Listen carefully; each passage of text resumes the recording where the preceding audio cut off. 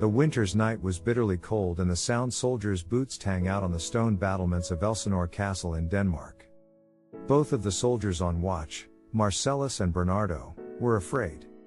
A ghost had been seen on this battlements and neither of them had believed their own eyes. But now Horatio, Prince Hamlet's closest friend, joined them. Horatio here says we imagine the ghost, explained Marcellus. So I have asked him to share our watch tonight. If the ghost appears again, he can challenge it. It won't come. Horatio was convinced that the soldiers were talking nonsense.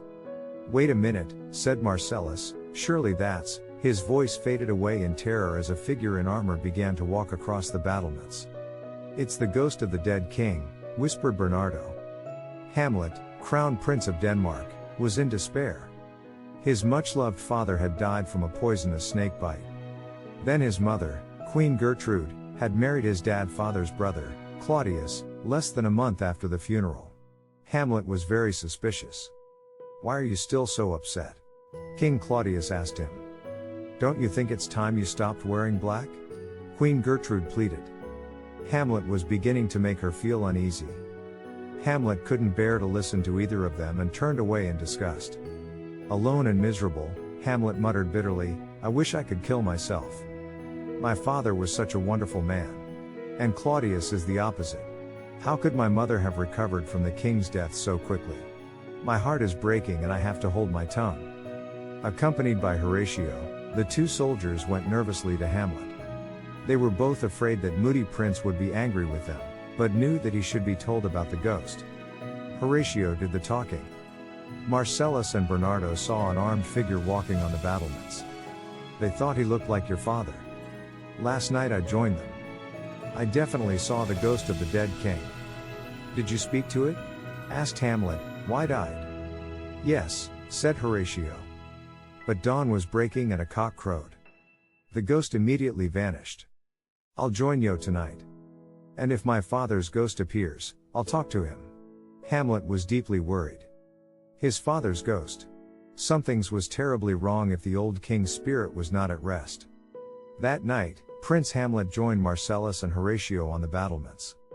They shivered as they gazed out across the raw winter landscape. The mist seemed to shift everywhere, gradually closing in. Then a figure appeared beside them and Hamlet saw his father's dear face. Why have you left your grave? Whispered Hamlet. The king beckoned to his son, he led Hamlet further along the battlements.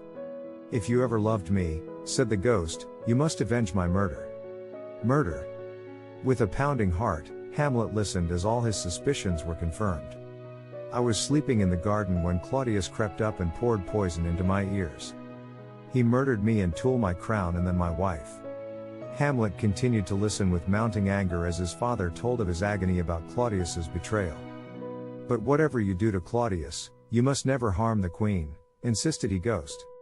Leave her to her own conscience. Hamlet swore his revenge. Then the air grew colder and the ghostly figure began to fade in the chilling mist. Hamlet told Horatio and Marcellus not to mention the ghost to anyone. And if I should behave strangely, he warned, don't give me away. Hamlet did indeed begin to behave strangely. The crown prince came to see me, said Ophelia to her father, Polonius, the Lord Chamberlain of the court at Elsinore. His eyes were wild and his clothes were torn and filthy.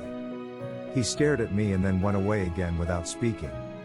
Come and tell King Claudius, said Polonius. I'm sure that Hamlet has gone mad with love for you. I should never have insisted that you refused to see him. But Hamlet was acting oddly with everyone. He talked in riddles and seemed to have completely lost his senses. Claudius was bothered by Hamlet's sudden change of behavior and he wanted to get to the bottom of it. He invited two childhood friends of Hamlet's, Rosencrantz and Guildenstern, to the court.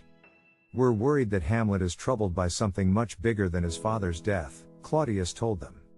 See if you can persuade him to confide in you. Rosencrantz and Guildenstern agreed that they would try.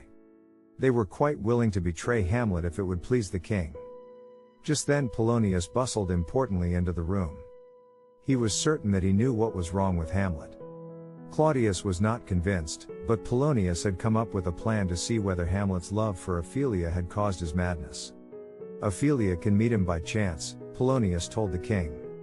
And you and I, my lord, can listen to their conversation from behind a curtain.